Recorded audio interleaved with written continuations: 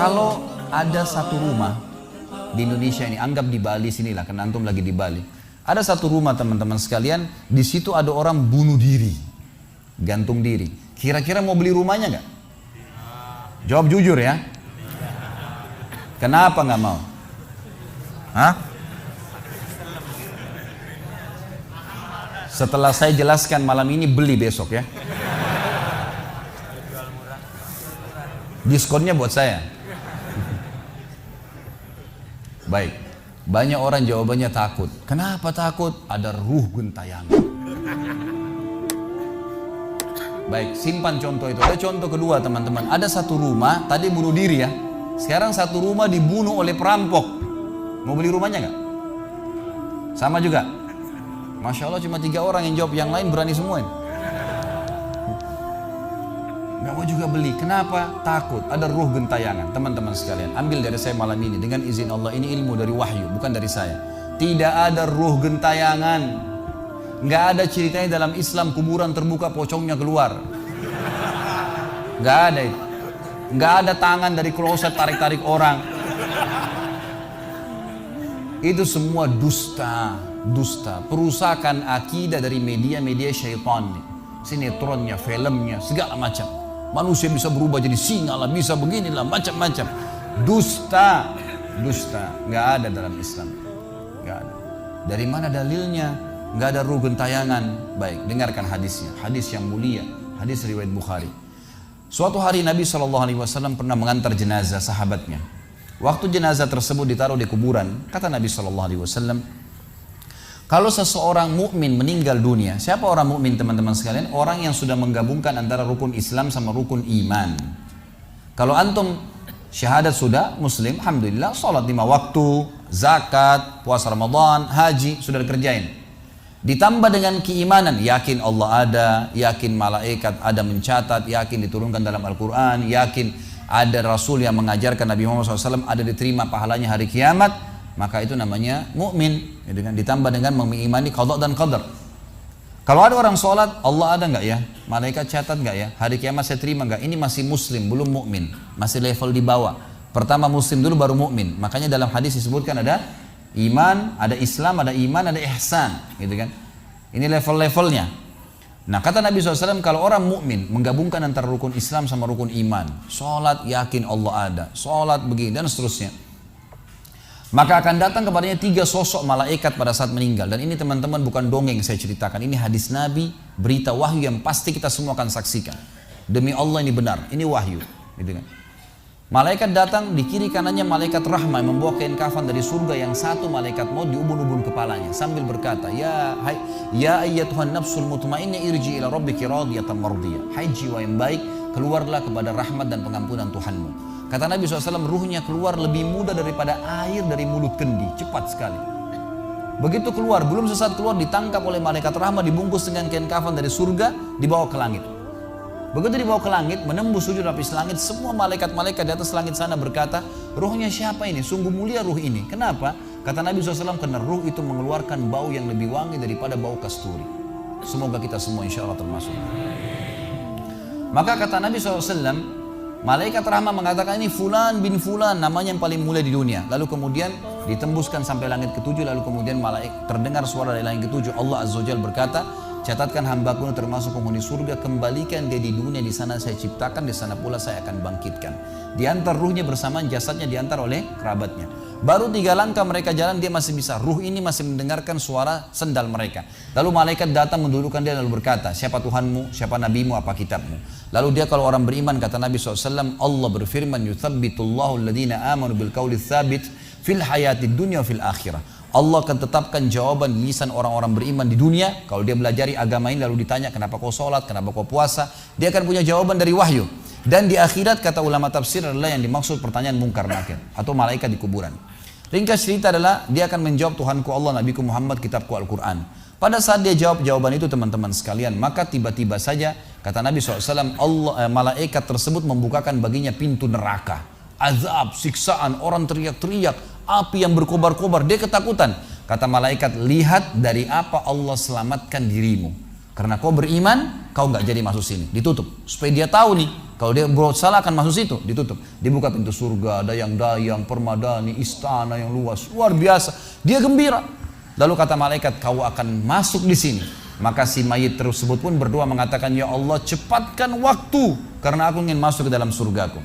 Lalu datang di sebelahnya orang yang tampangnya gagah, badannya bersih, wangi, saking sempurnanya kata jenazah ini. Ruh ini berkata, siapa kamu ini? Sungguh sempurna ciptaan Allah pada dirimu. Maka dia berkata, diam dulu. Maka dia berkata, gitu kan? Dia berkata, saya amal soleh akan menemani kau sampai hari kiamat. Insya Allah setelah riwayat ini kita sholat. Saya amal soleh akan menemani kau sampai hari kiamat. Maka kata Nabi SAW terdengar suara, ya, Allahu alam di sini disebutkan Allah atau malaikatnya, tapi yang jelas menyampaikan dari Allah Subhanahu Wa Taala, lapangkan kuburan hambaku ini seluas pandangan matanya. Dan bukakanlah pintu surga baginya setiap pagi dan petang dia melihat. Maka jadilah kuburannya taman dari taman surga sampai hari kebangkitan. Baik. Sebaliknya kata Nabi SAW, kalau orang fasik, siapa tadi fasik? Muslim yang masih berbuat maksiat. Teman-teman hati-hati. Jangan kena mengandalkan sudah syahadat kemudian bebas berbuat dosa. Hati-hati. Fasik dan orang kafir proses matinya sama. Kata Nabi SAW, orang fasik dan orang kafir akan datang kepadanya 3 malaikat. 2 malaikat azab di kiri kanannya, 1 malaikat maut dibunuh-bunuh kepalanya yang berkata, hai jiwa yang busuk, keluar kepada kemurkaan Tuhanmu. Maka ruhnya berantakan di tubuhnya, tidak berani keluar. Lalu malaikat maut menariknya dengan keras. Ibaratnya seperti bulu domba yang dibasahkan, dililitkan di pohon berduri, lalu ditarik dengan keras sehingga berantakan bulu domba itu. Keluar, belum sesaat keluar ditangkap oleh malaikat azab, dibungkus dengan kain kafan dari neraka, dibawa. Baru langit pertama nggak dibukain pintu oleh para malaikat. Lalu malaikat langit berkata, siapa ruh ini? Sungguh buruk ruh ini. Kenapa? Kata Nabi SAW, karena ruh itu mengeluarkan bau yang lebih busuk daripada bau bangkai. Wa na'udzubillah. Lalu malaikat azab membawa mengatakan, ini ruhnya Fulan bin Fulan. Ya, orang yang disebutkan nama paling buruk di dunia. Lalu terdengar suara dari langit. Allah berkata, catatkan hambaku ini termasuk penghuni neraka. Di sana kembalikan di dunia, di sana saya ciptakan, di sana pula saya akan bangkitkan. Di antara ruhnya bersamaan pengantarnya mengantar jenazahnya. Begitu masuk dan 3 langkah, ya. Orang-orang mengantarnya lewat, malaikat datang mendudukkan dia mengatakan, siapa Tuhanmu, siapa nabimu, apa kitabmu. Walaupun muslim, rekam baik-baik ini. Ya.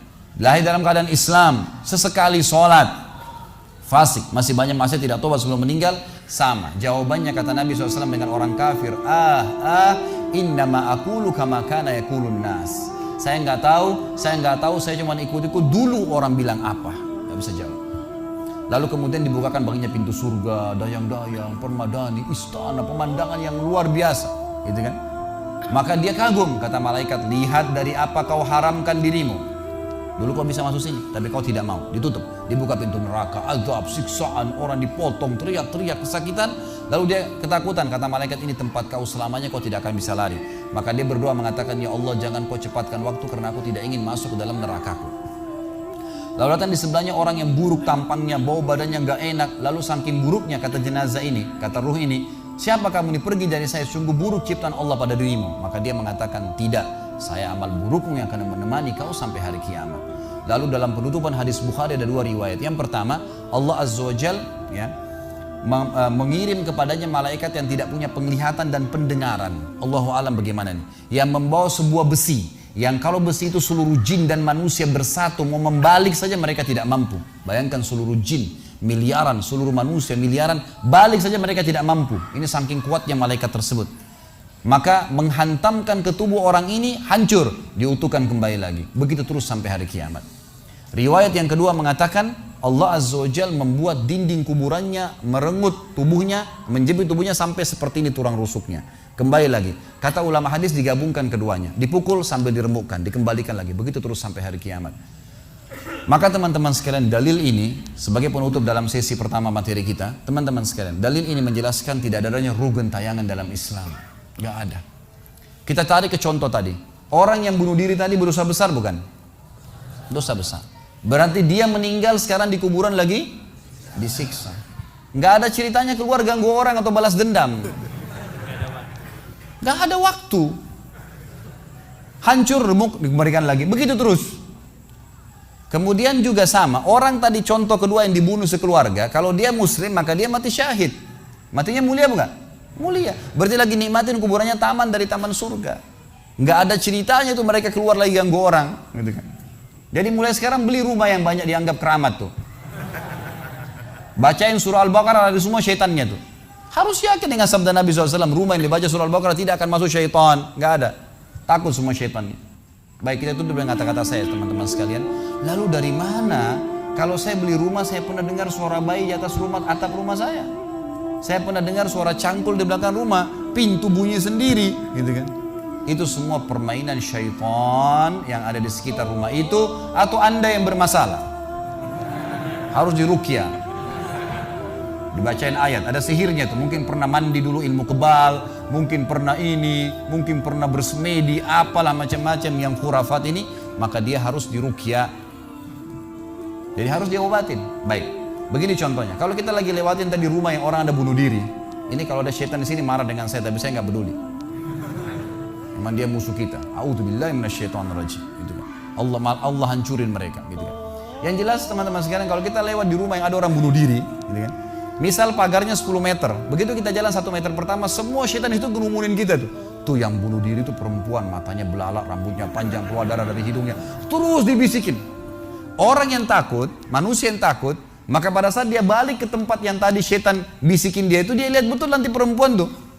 Karena dia takut, jadi dia bisa lihat. Yang takut saja bisa lihat, yang tidak takut tidak bakal lihat. Makanya kalau ada temannya jalan di sebelah nggak takut, tanya, kau lihat nggak? Dia bilang nggak. Kalau dia bayangkan nenek-nenek, dia lihat nenek-nenek temannya. Permainan syaitan. Maka orang beriman mustahil melihat yang seperti itu. Nggak ada ceritanya. Atau dasarnya orang itu kena sihir tadi. Maka bisa melihat penampakan karena ada syaitan yang mengganggu dia, dan dia dasarnya membuka diri untuk itu. Makanya harus ruqyah, obat. Gitu kan? Ada metode pengobatan, tentu bisa lihat di YouTube, ada ceramah saya, ruqyah syariah. Ya, nama saya diketik, insya Allah ada tata cara yang sudah saya ajarkan caranya mengobatin itu. Tapi yang jelas itu semua permainan syaitan, teman-teman sekalian. Dan inilah poin pertama, pintu pertama untuk takut kepada Allah Subhanahu wa taala. Artinya semua selain Allah dalam makhluk jangan pernah takut dengan mereka. Syaitan pun yang biasa dianggap menakutkan bagi manusia itu dusta semua. Sampai sabda Nabi SAW mulia, hadis Bukhari, siapa yang membaca Bismillah, Bismillah, maka syaitan yang ada di sekitarnya menjadi kecil seperti lalat. Jadi orang yang gambarkan syaitan besar itu tidak benar semua.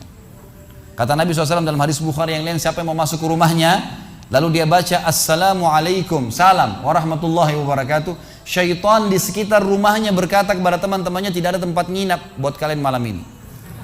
Salam saja sudah jadi benteng, nggak bisa masuk. Kalau dia makan dengan baca Bismillah, ya, dia baca Bismillah, maka syaitan berkata lagi sama teman-temannya, tidak ada makan malam buat kalian malam ini. Nggak bisa cuy. Dan syaitan tidak bisa membuka dan menembus tembok atau pintu manusia. Dusta semua itu tembus tembok, tembus pintu, dusta. Karena Nabi SAW yang bilang, syaitan tidak bisa membuka kembali pintu yang ditutup oleh manusia. Syaitan tidak bisa membalikkan ya, panci yang sudah ditutup oleh manusia. Maka padamkanlah lampu kalian, tutuplah panci-panci kalian, karena syaitan bisa menunggangi makhluk yang lain. Sebagai penutup hadis Nabi SAW, pernah ada seorang sahabat membawa tikus ditangkap malam hari. Pada saat ditangkap tikus tersebut, lalu sahabatnya tidak bunuh, dipegang sama dia, dibawa ke masjid. Dia bilang, ya Rasulullah, ini tadi ya, saya tangkap di rumah saya apa ini hewan ini? Boleh saya bunuh atau enggak? Kata Nabi SAW, jadi tikus itu sambil ditahan oleh sahabat. Kebetulan Nabi SAW punya tikar yang dipakai sholat, di sebelahnya ada lilin kecil, minyak dengan api gitu kan. Lalu tikus ini sementara Nabi SAW bicara sama sahabat, lepas menyentuh ya lilin Nabi SAW, lalu tumpah minyaknya di sejadah, di tikarnya Nabi, terbakar. Kata Nabi SAW, sesungguhnya hewan ini fasiqah, fuaisiqah, buruk, boleh dibunuh gitu kan. Dan syaitan menunggangi hewan seperti ini untuk membakar rumah-rumah kalian. Tapi mereka tidak bisa membakar langsung. Mereka cuma bisa menggunakan hewan yang kebetulan lewat dan seterusnya. Seperti misalnya syaitan bisa menggoda manusia lain untuk mengganggu kita gitu kan. Tapi untuk dia langsung tidak ada ceritanya. Itu semua tidak benar.